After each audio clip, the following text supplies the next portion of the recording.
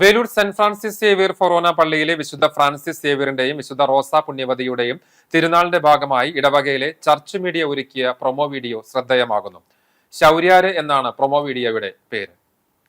ഇടവക മധ്യസ്ഥനായ വിശുദ്ധ ഫ്രാൻസിസ് സേവ്യറിനെ അർണോസ് പാതിരിയുടെ കാലം മുതൽക്കേ വിളിച്ചാൽ വിളിപ്പുറത്തെത്തുന്ന ശൗര്യാര് പുണ്യാളൻ എന്നൊരു ചൊല്ല് വാമൊഴിയായി വേലൂർക്കാർക്കിടയിൽ ഉണ്ടായിരുന്നു.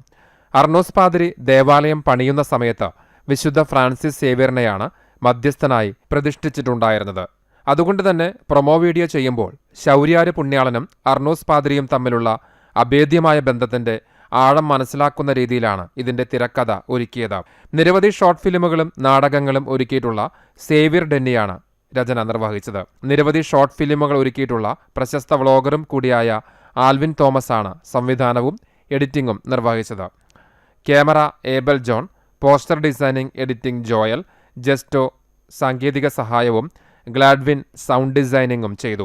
വേലൂർ ഇടവകയിൽ ഇപ്പോൾ അസിസ്റ്റന്റ് വികാരിയായി സേവനമനുഷ്ഠിക്കുന്ന ഫാദർ ജോൺ പേരാമംഗലമാണ് പ്രൊമോ വീഡിയോയിൽ ശൗര്യാര് പുണ്യാളന്റെ വേഷം ചെയ്തത്.